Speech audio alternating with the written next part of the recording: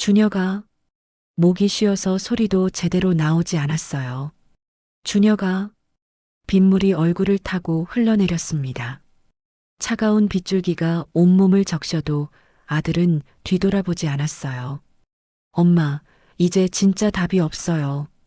준혁의 목소리가 낮게 깔렸습니다. 죄책감도 미안함도 없는 목소리였죠. 우리 너무 원망하지 마세요. 저희도 살아야 하니까요. 며느리 수진이가 말했어요. 그날 밤 준혁과 수진은 저를 병원에 데려간다며 차에 태웠습니다. 자동차 창문으로 빗물이 흘러내렸어요. 인천 구도심 골목길이 번들거리며 젖어 있었죠. 약을 먹어서인지 머리가 멍했습니다. 말이 잘 나오지 않았어요. 차가 멈춘 곳은 병원이 아니었습니다. 고물상, 재활용 쓰레기장, 어두운 담벼락. 미쳤구나. 그 생각밖에 들지 않았어요. 차 문이 쾅 닫혔습니다. 붉은 미등이 비를 가르며 멀어져 갔죠. 저는 쓰레기 봉투 사이에 쓰러진 채 한참을 움직이지 못했습니다. 낡은 장롱을 버리듯 그렇게 버려진 거예요. 준혁아, 이름을 불러도 대답은 돌아오지 않았습니다. 그날 약을 먹여 쓰러뜨린 나를 쓰레기통 옆에 버린 내 아들은 그걸로 끝이라고 생각했을 겁니다. 하지만 정확히 1년 후 준혁을 마주한 순간 저는 알았습니다. 이건 내 슬픔이 아니라 그 아이에게 내려진 천벌이라는 것을요. 제 이름은 박영숙입니다. 올해 67이에요. 인천 만수동 작은 우체국 창구에서 30년 넘게 일했습니다. 매일 아침 6시에 일어나 김밥 하나 싸들고 출근했어요. 밤 9시가 넘어서야 퇴근하는 날이 대부분이었죠. 남편은 제가 30살 때 교통사고로 먼저 갔습니다. 장례식장에서 울다가 쓰러졌어요. 정신을 차리고 보니 품에 2살배기 준혁이가 꼭 안겨 있었죠. 그 작은 손이 제 옷깃을 잡고 있는 걸 보면서 다짐했습니다. 이 아이만큼은 제대로 키워야겠다. 제가 사는 곳은 인천 만수동 언덕배기 주공아파트 5층이었어요. 엘리베이터도 없어서 장을 볼 때마다 숨이 턱까지 차올랐습니다. 그래도 우리 집이니까요. 창문 너머로 인천대교가 보였어요. 날씨 좋은 날엔 바다 냄새가 올라왔죠. 준혁은 그런 날이면 말하곤 했습니다. 엄마, 나중에 돈 많이 벌어서 바다 보이는 큰 집 사줄게. 그 말이 얼마나 고마웠는지 몰라요. 아이는 참 영리했습니다. 초등학교 때부터 반에서 1등, 2등을 놓친 적이 없었어요. 준혁 어머니, 이 아이는 정말 큰 사람 될 거예요. 선생님들이 그렇게 말씀하셨죠. 그 말에 힘입어 저는 더 악착같이 일했습니다. 우체국에서 실적 1등을 하면 인센티브가 나왔거든요. 그 돈으로 준혁 학원비를 댔어요. 대학 등록금은 제 퇴직금을 미리 당겨서 마련했죠. 결혼식 날, 준혁이가 신부 수진이와 함께 저한테 절을 올리는 모습을 보면서 눈물이 났습니다. 드디어 내 역할이 끝났구나. 수진이는 처음엔 참 공손했어요. 어머님, 저희가 모실게요. 걱정 마세요. 달콤한 말로 제 마음을 녹였죠. 하지만 시간이 지날수록 그 달콤함 뒤에 숨은 계산기가 보이기 시작했습니다. 어머님, 요즘 애들 돌잔치 얼마나 화려한지 아세요? 최소 1,000만 원은 들어가요. 수진이가 손주 돌을 앞두고 한 말이었어요. 제가 준비한 500만 원이 초라해 보여서 결국 적금을 깨서 1,000만 원을 만들었습니다. 준혁은 온라인 쇼핑몰을 한다며 사업을 시작했어요. 번번이 실패했죠. 엄마, 이번이 진짜 마지막이야. 이번만 도와주면 대박 날 거야. 그 말을 몇 번이나 들었는지 이제는 기억도 안 나요. 퇴직하고 나서도 연금이 들어오는 날이면 준혁한테서 전화가 왔습니다.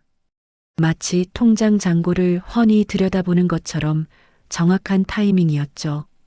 엄마, 사업 자금이 조금만 더 있으면 이번엔 정말 성공할 수 있어. 저는 그때마다 송금 버튼을 눌렀습니다. 내 아들이니까. 언젠가는 잘 될 거니까. 그런 막연한 믿음으로요. 작년 겨울부터 이상한 일들이 생기기 시작했어요.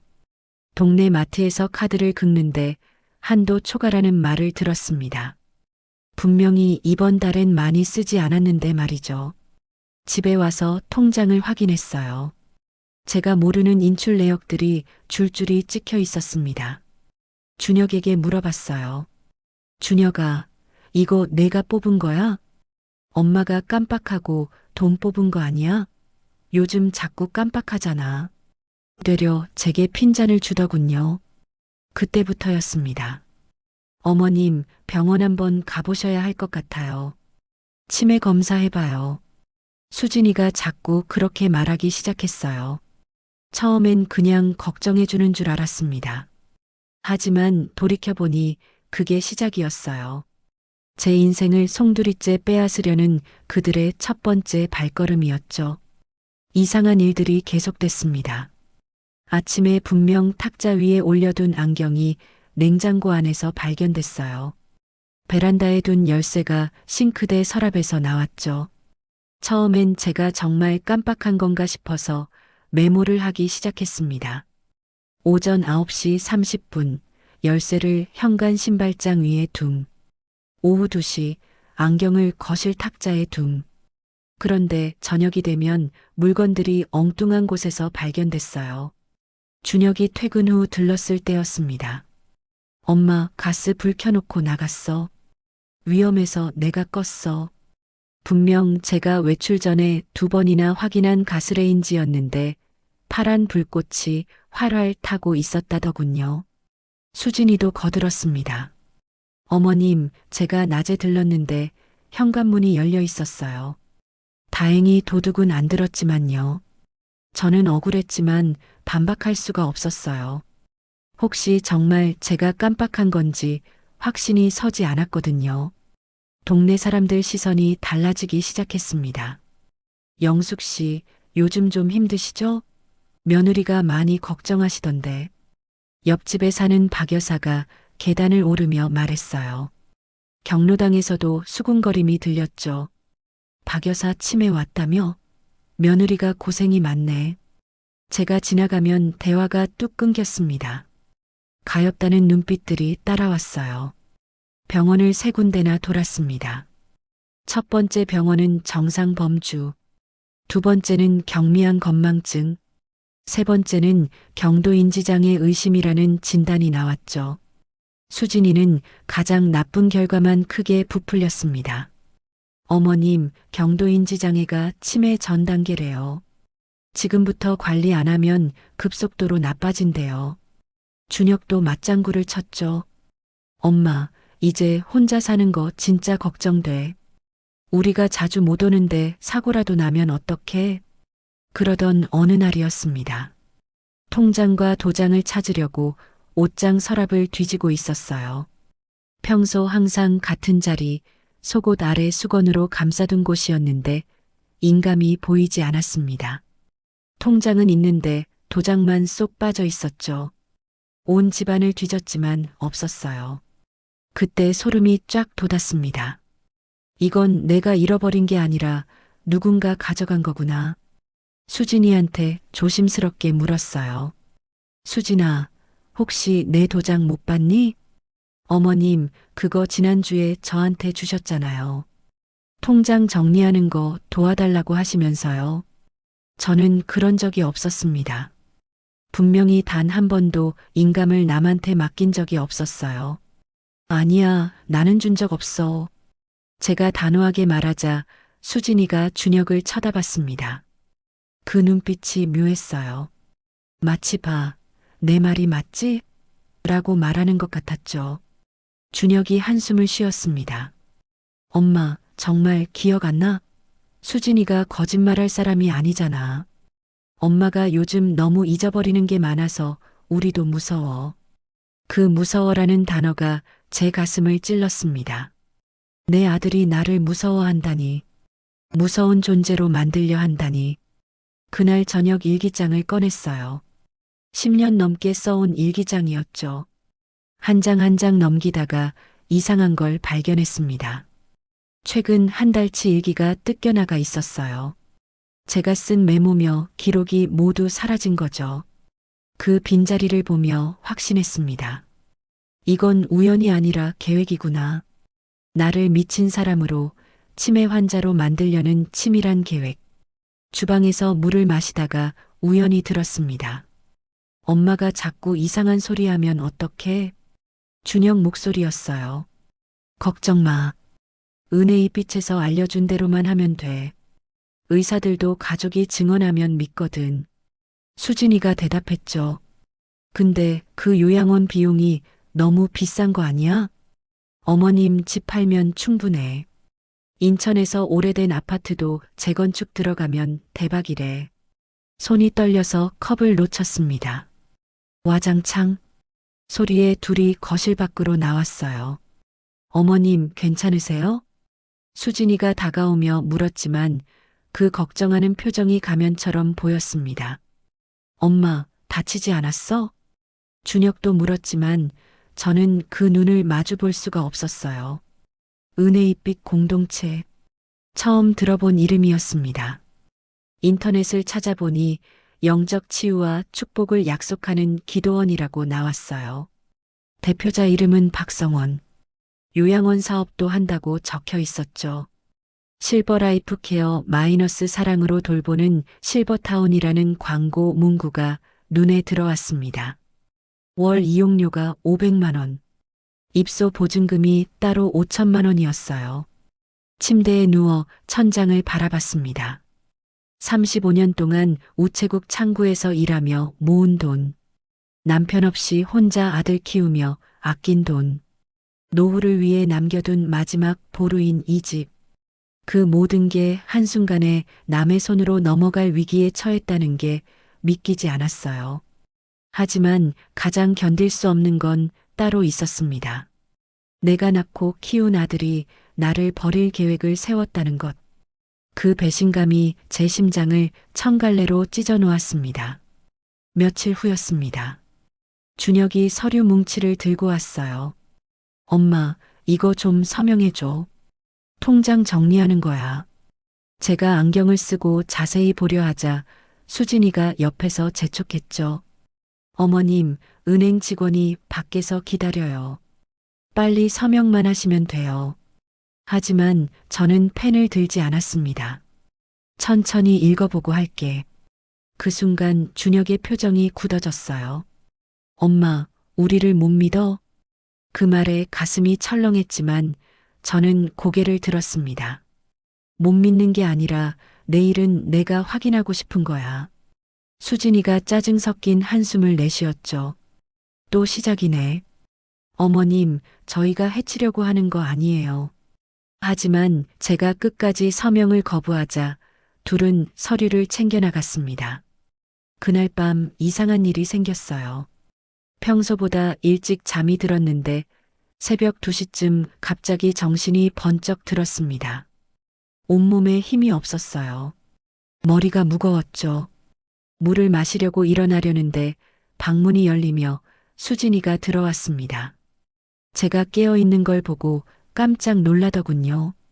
어머님 안 주무세요? 손에 뭔가를 들고 있다가 황급히 뒤로 감췄어요. 다음 날 아침 약통을 확인했습니다.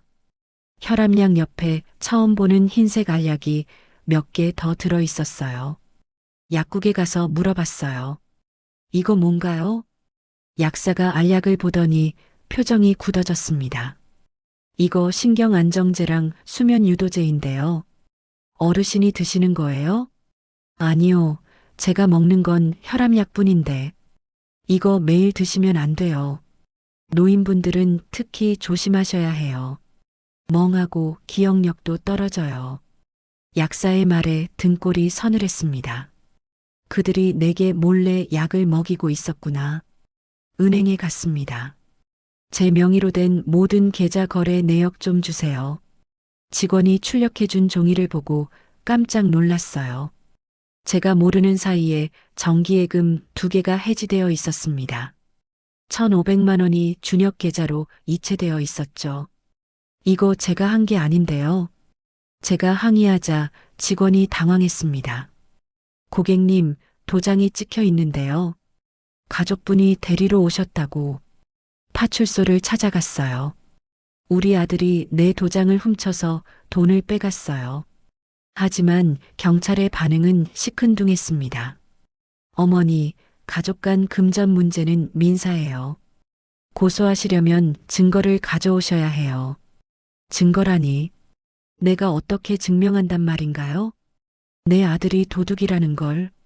집에 돌아오니 준혁이 와 있었습니다. 엄마, 파출소 갔다고? 그의 목소리는 차갑게 가라앉아 있었어요. 엄마가 이러면 우리도 힘들어. 정말 요양원 보내야겠네. 제가 소리쳤습니다. 내 집에서 나가. 너희가 내 돈 훔쳐간 거 다 알아. 그때 수진이가 휴대폰을 들더니 녹음을 시작했어요. 어머님이 또 이상한 소리 하시네요. 저희가 훔쳐갔다니요. 어머님이 주신 거잖아요. 그리고는 준혁을 쳐다보며 눈짓했죠. 준혁이 연기하듯 말했습니다. 엄마, 제발 정신 차려. 우리가 얼마나 걱정하는지 알아? 이렇게 나오시면 정말 병원에 모셔야겠어. 그들이 나간 후 현관문을 잠갔어요. 하지만 새벽에 또 현관 비밀번호 누르는 소리가 들렸습니다. 문고리가 덜컹거렸죠. 심장이 미친 듯이 뛰었어요. 내 집인데 내가 무서워서 숨죽이고 있어야 한다니. 아침에 확인해 보니 비밀번호가 바뀌어 있었습니다. 제가 모르는 번호로요. 동네 분식집에 갔어요. 윤자야, 나 좀 도와줘. 절박한 제 목소리에 윤자가 놀라 쳐다봤습니다. 언니, 무슨 일이야? 얼굴이 반쪽이 됐네. 제가 그동안의 일을 털어놓자 윤자의 표정이 굳어졌어요. 세상에, 준혁이가 그런 놈이었어? 언니, 이거 그냥 넘어가면 안 돼. 윤자가 딸 나래를 불렀습니다. 우리 나래가 방송국에서 일하는데 이런 사건 전문으로 취재한대. 한번 만나봐. 처음엔 망설였어요. 내 아들 일을 남한테 알리는 게 맞나 싶어서요. 하지만 윤자가 제 손을 꽉 잡았습니다. 언니, 지금 망설일 때가 아니야. 언니가 여기서 무너지면 다른 노인들도 당해. 며칠 후 준혁과 수진이 또 찾아왔습니다. 엄마, 좋은 곳 찾았어.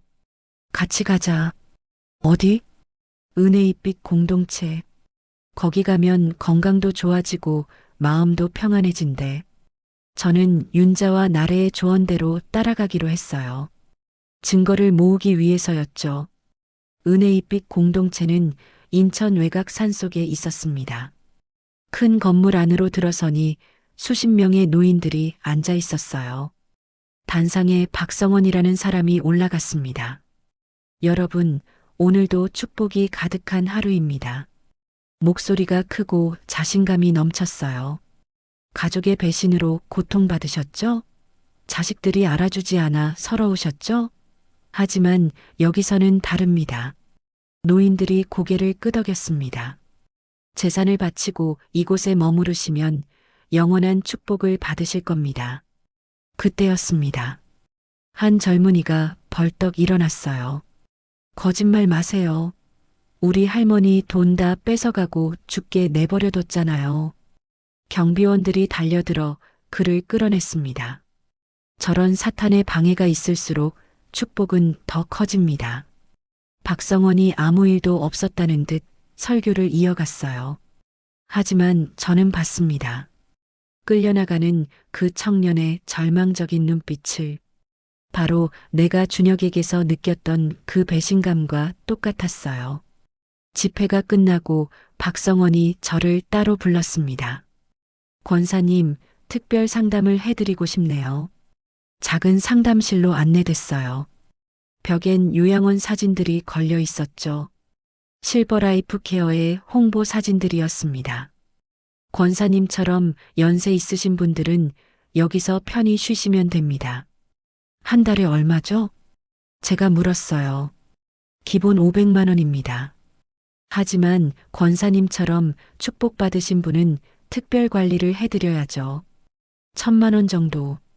준혁이 끼어들었습니다. 엄마가 3억 있으니까 충분하죠. 박성원의 눈이 빛났어요. 3억이라. 그가 서류를 꺼냈습니다. 이것만 작성하시면 모든 게 해결됩니다.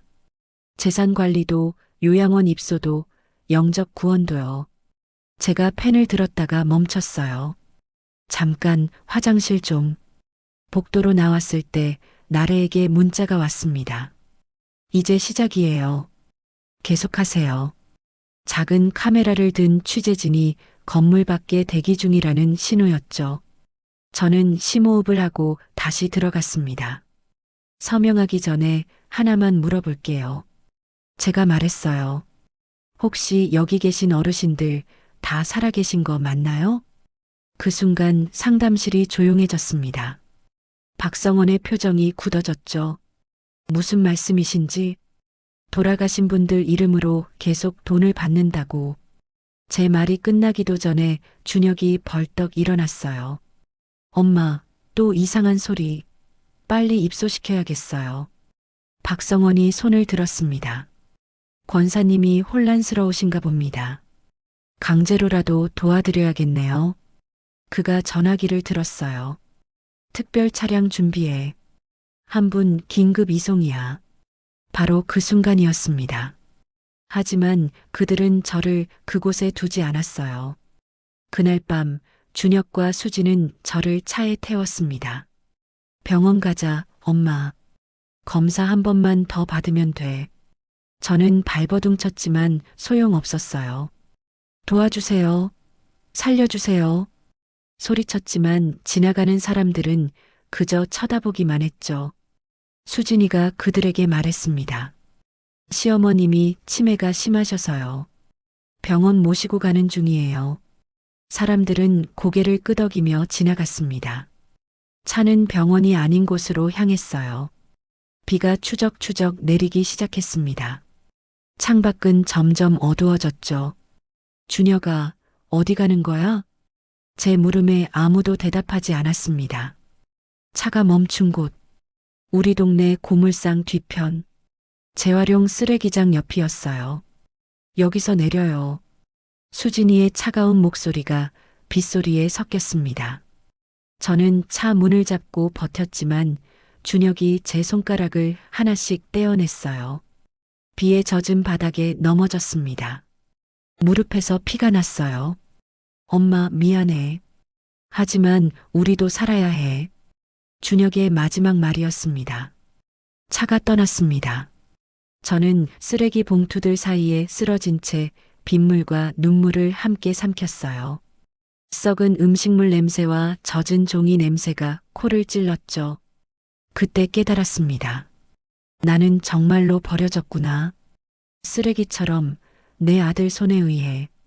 얼마나 지났을까요? 빗물이 얼굴을 타고 흘러내렸습니다. 몸은 이미 흠뻑 젖어 있었어요. 무릎에서 난 피는 빗물에 씻겨 내려갔죠. 일어서려 했지만 다리에 힘이 없었습니다. 바로 그때였어요. 영숙 언니. 가느다란 목소리가 빗소리를 뚫고 들렸습니다. 고개를 들어보니 윤자가 서 있었어요. 언니가 여기 왜? 윤자는 제 모습을 보자마자 얼굴이 하얗게 질렸습니다. 젖은 머리카락이 얼굴에 들러붙었어요. 무릎에선 피가 났죠. 쓰레기 봉투 사이에 쓰러진 제 모습이 얼마나 처참했을까요? 윤자가 절 부축해 일으켰습니다. 언니, 정신 차려. 누가 이런 짓을 한 거야? 제 입에서는 말이 나오지 않았어요. 그저 준혁이가 하고 중얼거릴 뿐이었죠. 윤자는 더 묻지 않고 제 팔을 자기 어깨에 걸쳤습니다. 일단 우리 가게로 가자. 거기서 얘기해. 분식집까지 이렇게 먼 길인지 처음 알았어요. 평소엔 5분이면 가는 거리인데 그날은 1시간처럼 느껴졌습니다. 발걸음을 뗄 때마다 무릎이 욱신거렸어요. 젖은 옷이 몸에 달라붙어 숨쉬기도 힘들었죠. 분식집 불이 켜져 있었습니다. 따뜻한 노란빛이 유리문 너머로 새어나왔어요. 윤자가 문을 열고 저를 안으로 이끌었습니다. 언니, 여기 앉아. 수건 가져올게.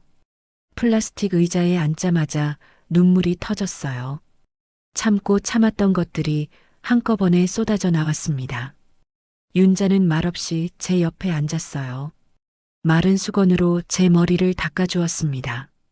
뜨거운 어묵 국물을 내왔죠. 천천히 마셔. 몸 좀 녹이고 얘기하자. 국물 한 모금을 삼키자 속이 따뜻해졌습니다. 그제야 제가 얼마나 추웠는지 느껴졌어요. 온몸이 덜덜 떨리기 시작했죠. 준혁이가 버렸어. 제 입에서 나온 첫 마디였습니다. 윤자의 손이 멈췄어요. 뭐라고? 준혁이가 언니를. 저는 고개를 끄덕였습니다. 쓰레기장에. 비 오는데 그냥 두고 갔어. 윤자의 얼굴이 불꾸락 푸르락 변했습니다. 지금 당장 경찰 신고해야 돼. 이건 유기야, 범죄라고. 윤자가 휴대폰을 꺼내려는데 제가 손을 잡았어요. 아니야. 그 전에 나래 먼저 불러줘. 녹화할 거 있어. 다음 날 윤자 딸 나래와 취재팀이 왔습니다. 저는 그동안의 모든 일을 카메라 앞에서 털어놓았어요. 치매로 몰리는 과정, 재산을 빼앗기는 과정, 은혜잎빛 공동체의 실체, 그리고 쓰레기장에 버려진 그날 밤. 어머님, 이거 방송 나가면 큰일 날 거예요. 괜찮으시겠어요? 나래가 걱정스럽게 물었습니다. 저는 고개를 끄덕였어요. 괜찮아. 이제 숨고 싶지 않아. 나 같은 피해자가 더 생기지 않으려면 세상에 알려야 해. 경찰이 움직였습니다. 은혜잎빛 공동체에 대한 압수수색이 시작됐어요. 박성원과 그의 일당들이 체포됐죠. 준혁과 수진도 노인학대 및 사기 혐의로 조사를 받게 됐습니다. 며칠 후 경찰서에서 준혁과 마주쳤어요. 엄마. 준혁이 저를 보며 떨리는 목소리로 불렀습니다. 하지만 저는 그냥 지나쳤어요. 더 이상 할 말이 없었습니다. 정확히 1년이 흘렀습니다. 오늘은 제가 쓰레기통 옆에 버려졌던 바로 그날이에요. 작년 이맘때 비 오던 그 밤을 이제는 담담하게 떠올릴 수 있게 됐습니다. 월미도가 보이는 작은 아파트, 저의 새 보금자리예요. 창밖으로 아침 햇살이 들어왔습니다. 오늘따라 유난히 맑은 하늘이었죠. 거실 탁자 위엔 편지가 한 통 놓여 있었어요. 교도소에서 온 준혁의 편지였습니다. 매달 한 통씩 오는데 아직 한 번도 답장은 하지 않았어요. 읽기는 하지만 답장을 쓸 마음의 준비가 안 됐거든요. 오늘 편지엔 단 3줄만 적혀 있었습니다. 엄마, 1년이 됐네요. 그날을 평생 잊지 않겠습니다. 건강하세요. 커피를 끓이며 생각했습니다. 언젠가는 답장을 쓸까요? 아직은 모르겠어요. 상처가 아물려면 더 많은 시간이 필요할 것 같습니다. 하지만 적어도 이제는 그의 편지를 읽어도 가슴이 미어지지 않는다는 게 작은 진전이겠죠. 재판은 3개월 전에 끝났습니다. 주범 박성원 징역 15년, 준혁 징역 3년, 수진 징역 2년 6개월. 판사의 선고가 내려졌을 때 법정은 조용했어요. 나래가 만든 취재 프로그램이 방송됐습니다. 가족의 배신, 노인을 노리는 검은 손이라는 제목이었죠. 시청률이 13%가 나왔다고 해요. 방송 다음 날 제 휴대폰이 쉴 새 없이 울렸습니다. 전국에서 비슷한 피해를 당한 노인들의 제보가 쏟아졌죠. 저도 똑같이 당했어요. 경상도 할아버지의 떨리는 목소리였어요. 우리 며느리가 이상한 종교에 빠져서 나를 치매로 몰더라고. 방송 보고 용기 얻었어요. 전라도, 충청도, 강원도, 심지어 제주도에서도 전화가 왔습니다. 다들 비슷한 수법으로 당했다고 했죠. 윤자와 저, 그리고 피해자 가족들이 모여 단체를 만들었어요. 실버 가디언즈라는 이름이었습니다. 노인 학대를 예방하고 피해자를 돕는 단체였죠. 지금 회원이 200명이 넘었습니다. 오늘도 새로운 상담 전화가 왔어요. 저 대구에 사는 박지순이라고 합니다. 방송 보고 연락드렸어요. 저희 어머니가 지금 똑같은 일을 당하고 있어요. 간절한 목소리였죠. 네, 제가 도와드릴게요. 혼자가 아니에요. 제가 대답했습니다. 이게 이제 제 일이 됐어요. 쓰레기통 옆에 버려질 뻔한 노인들을 구하는 일. 제가 겪은 아픔이 누군가에겐 희망이 되는 일. 그게 제가 살아가는 이유가 됐습니다. 문득 준혁이 출소하면 어떻게 될까 생각했어요. 2년 후면 나올 텐데 그때 저는 어떤 마음일까요? 용서할 수 있을까요? 다시 엄마와 아들이 될 수 있을까요? 하지만 한 가지는 확실합니다. 그때 저는 지금보다 더 강하고 더 지혜로운 사람이 되어 있을 거라는 것. 거울을 봤습니다. 69살의 박영숙. 주름은 늘었지만 눈빛은 더 선명해졌어요. 구부정했던 등이 곧게 펴졌습니다. 떨리던 손은 이제 단단해졌죠. 쓰레기통 옆에서 일어선 후 저는 매일 더 강해지고 있습니다. 버려졌지만 포기하지 않은 이야기. 배신당했지만 무너지지 않은 이야기. 그리고 가장 깊은 절망 속에서 가장 밝은 희망을 찾은 이야기.